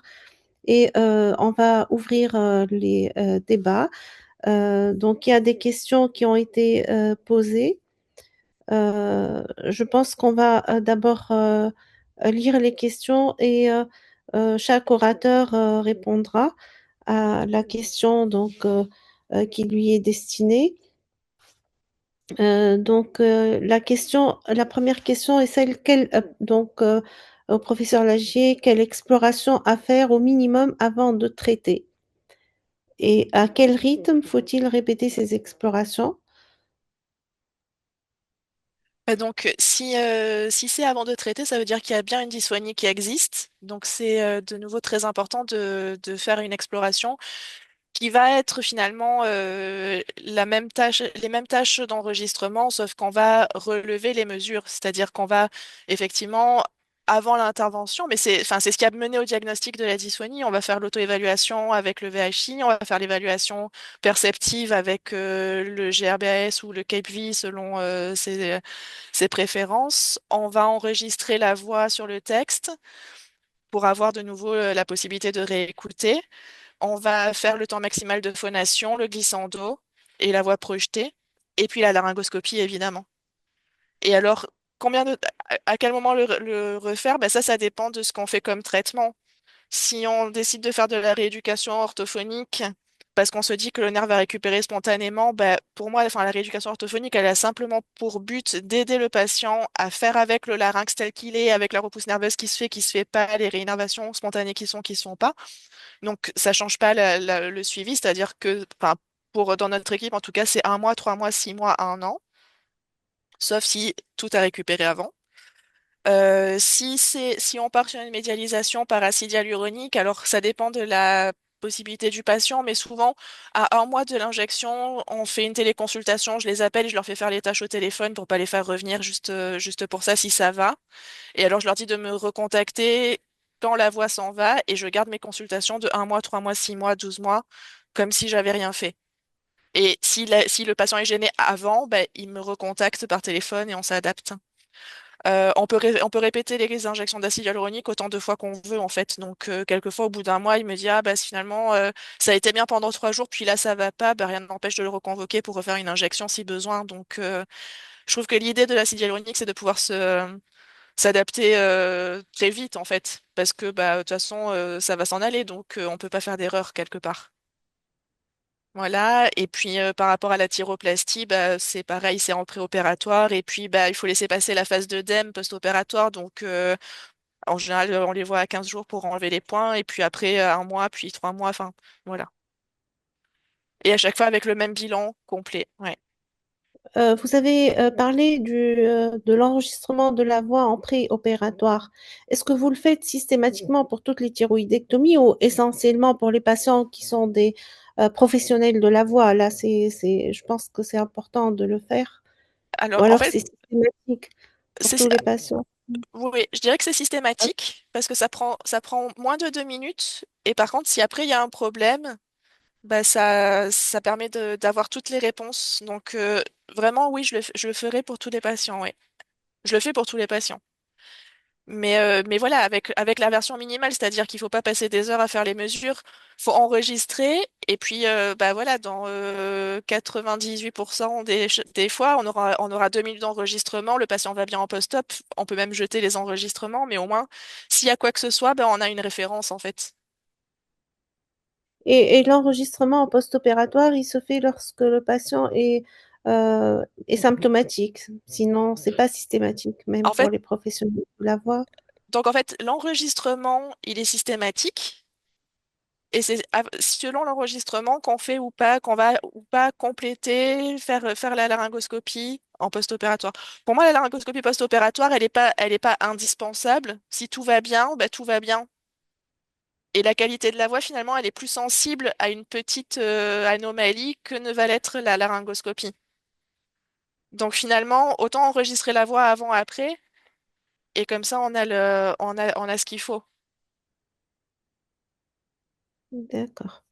Alors, il y avait la question concernant l'acide hyaluronique que vous utilisez, mais je crois que vous avez répondu après. Donc, la marque et la viscosité, le professeur Haddad. Et Oui, la quantité d'anesthésique la injectée, le quantité débit d'anesthésie, d'injection. c'est très variable ce qu'on instille. Après, il y a des doses poids à ne pas dépasser avec l'anesthésie. Nous, on utilise la lidocaïne 2% et souvent, ça va être très variable chez les patients chez qui il n'y a pas trop de sensibilité. On va être amené à mettre 0,1, 0,2 millilitres, plutôt 1,2 millilitres, pardon. Et souvent, on ne dépasse pas les 10 millilitres, mais il y a des limites sur le poids du patient à respecter en termes d'anesthésie locale. Mais l'avantage d'un style anesthésiant par le cathéter, ça évite qu'il y ait de gros volumes qui descendent d'un coup. Et en descendant goutte à goutte très lentement, on arrive à avoir une anesthésie facile et rapide avec un volume assez faible. Et les injections intracordales, vous les faites plus sous anesthésie locale que sous anesthésie générale. Quand est-ce que vous penchez pour une anesthésie générale? Je veux dire qu'on part systématiquement sur l'anesthésie locale, sauf chez les patients où il y a un refus total d'anesthésie locale, où on n'y arrive pas parce que le patient est très sensible ou très anxieux ou autre. Mais on est rarement amené à faire des injections sur anesthésie générale. Après, Pour l'hydroxyapatite de calcium, vu qu'il est plus visqueux, il passe plus difficilement par les aiguilles du fibroscope. Et comme il veut être bien sûr qu'il est injecté dans le muscle pour qu'il n'y ait pas de diffusion dans l'espace de rein et pas de modification au niveau de la rigidité cordale, pour l'hydroxyapatite, on serait plus partant sur l'anesthésie générale. Mais pour l'acide hyaluronique, c'est quasi que de l'anesthésie locale. D'accord. Alors, il y a une question concernant l'utilisation des corticoïdes dans les paralysies. J'imagine des corticoïdes par voie orale. Est-ce que vous mettez systématiquement en vitaminothérapie ou... Non. Non, on n'en met pas. Je pense qu'il n'y a aucune étude qui a montré une supériorité, en tout cas, ou des bénéfices des corticoïdes, contrairement à la paralysie faciale où ça a des bénéfices. Et pour l'injection de graisse, pas du tout. Vous l'utilisez pas du tout. Dans le service, on n'en fait pas du tout de graisse parce qu'on part de l'optique que la graisse, il faut et le prélèvement et l'injection, donc ça fait une double morbidité pour le patient. Et après, les effets à long terme sont plus variables, mais c'est très équipe dépendant. Donc nous, on ne fait pas de graisse. Je ne sais pas si à Liège, vous en faites. Oui, on en fait parce que c'est gratuit. Et ça, c'est quand Oui. même un avantage incontestable. Et c'est vrai que pour le coup, ça se fait sous anesthésie générale. Et pour moi, justement, c'est pour les paralysies qui persistent. Donc, quand on arrive pas loin des 1 an, bah, plutôt que de continuer à faire et qu'on a besoin de refaire des injections au lieu de refaire de l'acide hyaluronique et au lieu de faire en fait de l'hydroxyapatite, je pense qu'on utilise la graisse comme vous utilisez Ouais. à Marseille l'hydroxyapatite en fait. Mais on va faire plutôt de la graisse à ce moment-là et sous anesthésie générale. Quand la fuite glottique est petite. D'accord. Et comment vous faites pour la graisse? Ou vous la prélevez? Comment vous la préparez? Ouais, donc en fait, je fais une puncture juste à côté de l'ombilic et puis c'est par lipoaspiration. Et en fait, il en faut pas beaucoup, donc en général, on prend peut-être 5 cc de graisse maximum et ensuite on la centrifuge 3 minutes à 3000 tours. Et puis après, donc ça sépare différentes phases. On a en bas, il y a le sang, puis après, il y a les lobules graisseux et puis le surnageant, c'est de l'huile. Et donc en fait, on enlève le sang, on enlève l'huile de la seringue et puis après, on passe ce qui reste, donc les adipocytes, on les passe dans une plus petite seringue de 1 cc pour pouvoir doser la quantité qu'on met. Et alors, j'utilise volontiers les aiguilles de laryngoscopie rigide, comme était présenté là sur la vidéo. Mais ça peut se faire avec le butterfly aussi, mais faut un diamètre un petit peu plus large pour la graisse que pour les produits exogènes. Parce que l'idée, c'est de ne pas abîmer les adipocytes. En fait, on veut que la graisse soit une greffe d'adipocytes. Donc, il ne faut pas qu'il y ait trop de frottement. Donc, c'est vrai que c'est une aiguille un peu plus large. Je crois que c'est du 21 gauge. Et ça dure plus dans le temps, la graisse, que l'acide hyaluronique. Ben, oui, alors, en fait, ce qu'il y a à la graisse, c'est que la partie des adipocytes qui va vraiment se greffer va rester tout le temps. Le problème, c'est qu'il peut y avoir jusqu'à 40% de résorption. Donc ça nécessite de faire une surcorrection. Et puis après, ben, la surcorrection, c'est un peu un pari sur l'avenir. Des fois, c'était le bon, et puis des fois pas. Mais pareil, de nouveau, s'il faut refaire, on peut refaire, hein. Donc, je vais laisser Dr Sameh Mezi poser sa question Donc, oui, sur pour les éventuels, la modération. oui, pour les éventuels effets indésirables ou secondaires sur la déglutition ou avec les injections. Il n'y a pas d'effet indésirable à noter. En fait, juste après l'intervention, il faut compter une demi-heure ou avoir genre jusqu'à 1 heure où le patient reste à jeun parce qu'il est anesthésié. Mais en soi, la médialisation n'affecte pas la déglutition. Elle va au contraire l'améliorer parce que la fermeture glottique va être mieux. Donc, il y a moins de fuite glottique, donc moins de pénétration laryngée de liquide, même si s'il y a une part d'atteinte pharyngée, ce n'est pas résolu à 100%. Mais dans tous les cas, il n'y a pas de gêne particulière. Pour l'implant ou les thyroplasties, les patients peuvent ressentir un corps étranger. Donc, il y a la part où ils ressentent l'implant des fois au début. Et comme on va passer par le cou et sectionner les muscles prélaryngés qui peuvent des fois aider dans la déglutition parce qu'ils jouent un rôle dans l'ascension laryngée, il peut y avoir une gêne, mais c'est souvent une gêne transitoire qui récupère après. Merci. Sinon, on passe aux autres questions. Donc, je fais le suivi. Donc, les effets indésirables. Sinon, c'est pour donc, la question de Dr Hamid. Donc, est-ce que dans l'attente sans injection, est-ce que ça n'entrave pas la fonctionnalité du larynx. Donc, est-ce qu'il y a un délai de faire, je crois, c'est ça la question, est-ce qu'il y a un délai optimum pour faire les injections ou la médialisation? Il n'y a pas de délai à des patients chez qui on va être amené à injecter le lendemain d'une chirurgie de la thyroïde avec une section du nerf s'ils sont très gênés. Il y a des patients chez qui on va attendre des mois avant d'injecter. Il n'y a pas de délai. Le délai, c'est juste le degré de gêne du patient et l'impact que ça a sur sa vie et sur sa voix. Je ne pense pas que le fait de médialiser, ça puisse affecter les spasmes. Je pense que peut-être Aude pourra plus répondre, mais je pense qu'au niveau réinnervation, on ne change pas. En fait, ce qu'on change, c'est juste la position de la corde vocale. Après, la repousse nerveuse, dans les cas où il y a des étirements nerveux, ça, c'est aléatoire et je ne pense pas que la médialisation va affecter quoi que ce soit là-dessus. Oui, tout à fait d'accord. Après, c'est vrai que quand on médialise tôt, ça permet que le patient ne prenne pas encore de mauvaises habitudes vocales, il Ouais. se met pas encore en forçage, etc. Ou après, des fois, on rame un peu pour qu'ils reviennent, même quand les cordes vocales sont de bon volume, on a du mal à ce qu'ils reviennent à une voix glottique quand ils ont déjà pris la voix des bandes. Mais oui, pareil, enfin, même expérience que Ralph. Et après la médialisation par injection, etc., est-ce que l'orthophonie, elle est de mise en place dans l'immédiat ou on a Pas plus spécialement besoin? dans l'immédiat, en fait. Le problème des orthophonistes, surtout en France, mais je pense que c'est un peu la même chose partout, c'est qu'il y a un manque d'orthophonistes, donc un manque d'accès aux orthophonistes. Et l'avantage de la médialisation, c'est qu'elle pousse la corde vocale au milieu, c'est qu'elle règle la fuite glottique et donc elle règle en grande partie la gêne. L'orthophonie en post-médialisation peut être proposée dans les cas où on a un résultat qui n'est pas optimal parce que le patient, soit il n'arrive pas à se défaire des mécanismes compensateurs qu'il avait mis avant, soit parce qu'il y a toujours une petite fuite qui n'est pas totalement fermée, on peut gagner avec. Donc, ça va être au cas par cas où on va être amené soit à proposer quelques exercices d'autorééducation pour le patient pour qu'il optimise sa voix ou vraiment une vraie rééducation dans certains cas bien sélectionnés. Mais l'avantage des médialisations, c'est que en une injection, on évite l'attente des effets de la rééducation et on évite surtout les problèmes de délai et d'accès aux soins.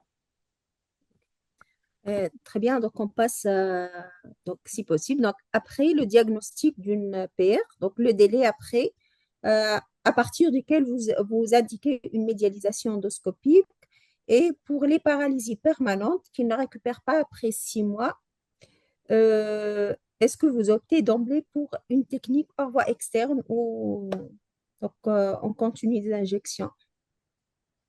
Il n'y a pas de délai particulier, donc comme on l'a dit, c'est selon le Oui. patient. Chaque cas est spécial, mais Au cas on par peut cas. injecter directement ou plusieurs mois après. Si ça ne récupère pas au bout de 6 mois, moi j'aime bien attendre les 9 à 1 an, 9 mois à 1 an surtout pour voir s'il n'y a pas une récupération tardive avant de proposer un geste plus pérenne. Et des fois, j'hésite pas à refaire une deuxième injection d'acide hyaluronique à 6 mois avant d'attendre le 1 an. Mais après, ça reste, je pense, que c'est très opérateur dépendant. Il y a des gens qui iront plus vers un geste définitif à 6 mois. Mais moi, j'aime bien attendre les 9 mois, 1 an avant de dire que vraiment les chances sont très, très faibles.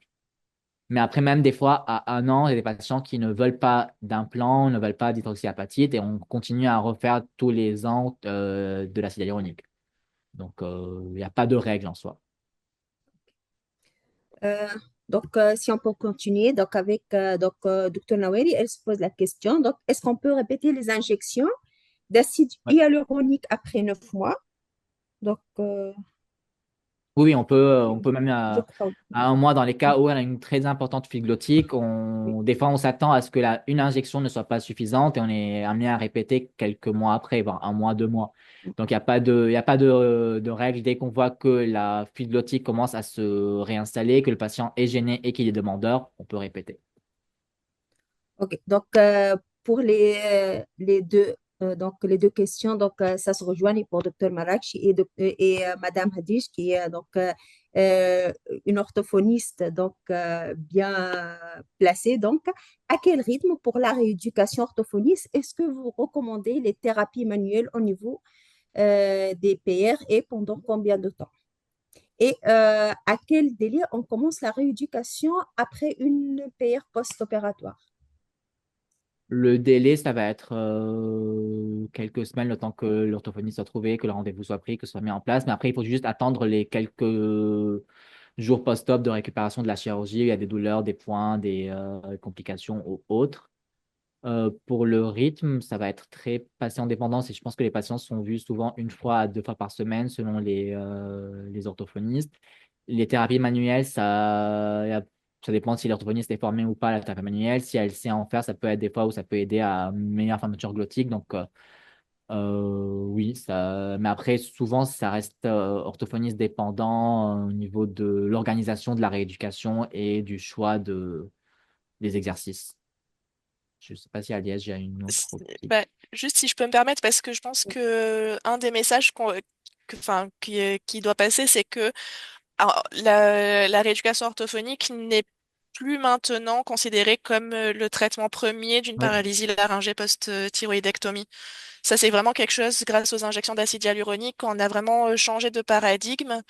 C'est-à-dire qu'en fait, la plupart des patients, on va leur proposer d'emblée une injection assez rapidement après l'intervention, après la thyroïdectomie, pour pouvoir avoir tout de suite un effet positif et qu'ils puissent retourner au boulot, en fait. Hein. Faut être clair, reprendre une vie normale, aussi normale que possible. Après, moi, j'aime quand même bien, même quand j'ai fait l'injection, faire de l'orthophonie. Parce que je me dis que comme ça, s'il récupère pas et que l'acide hyaluronique s'en va, ça permet d'accompagner cette résorption et donc ça peut l'aider à compenser de façon plus efficace pour le plus long terme. Mais c'est vrai que voilà, enfin, c'est vraiment, je crois que c'est un des messages, c'est que on fait plus enfin, une paralysie récurrentielle post-thyroïdectomie ne va pas systématiquement d'abord chez l'orthophoniste pendant 3 mois avant d'aller chez l'ORL. On a vraiment changé de paradigme de ce point de vue-là. C'est la question, c'est la dernière, je crois. Ici, on propose si on peut injecter en intracordal des graisses autologues enrichies de PRP. Que-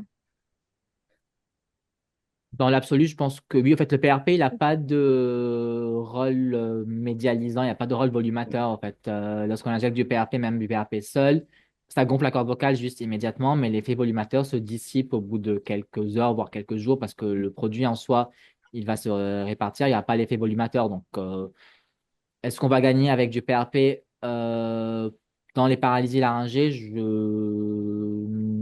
Je pense pas vraiment parce que le PRP, ça va plus agir sur tout ce qui est rigidité cordale, qui n'est pas vraiment le problème dans les troubles de mobilité laryngée parce que les cordes vocales en soi, sauf s'il y a un problème laryngé initial ou des cicatrices cordales préexistantes ou un contexte post-traumatique ou autre, mais bon, en soi, les cordes vocales, une fois on va les mettre en affrontement par la médialisation, elles vont revibrer correctement. Donc, le PRP, je pense pas qu'on a un gain. Après, on ne perd pas vraiment à en faire. Donc, mais je pense pas qu'il y a vraiment un bénéfice particulier là-dessus.